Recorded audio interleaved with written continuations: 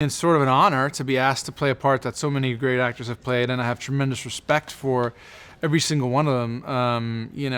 Going all the way, Michael Keaton, Val Kilmer, George Clooney, and Christian Bale are all really, really good actors, and they all did something really interesting with the part, and they've all continued to go on and do great things with their careers. So there's definitely a pressure. I would feel more of that if this was my first movie.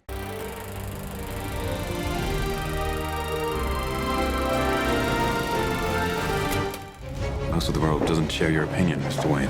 Maybe it's Gotham City in me. We just have a bad history with freaks dressed like clowns. One of the things that I liked about this character was that he was kind of a fighter in the 12th round. That he was a guy at the, maybe a little bit waiting to be saved by the bell, and that he had been through the ringer. And usually when we see these heroes, they're in their origins, discovering their powers, just taking on the world. They're typically, in their 20s, and they're just starting out. And so it's an interesting thing to start almost at the end of a career, and look back, and the audience has seen my character's backstory, in effect, because they've seen all these movies, and they know what Batman's kind of done during all this time. So that was an interesting thing to have, in your pocket, to have the audience have seen so much of your backstory. And, I just wanted to fulfill Chris Terrio and Zach's vision for what this story should be. That's how it starts. The fever, the rage, the feeling of powerlessness that turns good men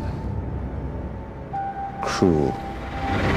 I rolled right out of bed and went into the gym. I had a little gym in my house in Detroit that I rented, and I spent a lot of time there, and it's part of what audiences kind of expect now from these movies is if you want to do this, you have to be prepared to totally dedicate yourself physically and change your body. Otherwise, audiences don't find you credible.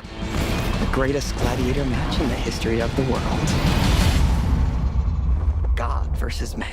There's all part of us that identify with who Batman is, and because he's vulnerable, and because he's a man, and because he's a little bit broken, and yet he represents a kind of wish fulfillment. Like, I wish I could do that, and like go beat up those 6 guys, at work that are always bothering me or whatever it is. We want to be like them too.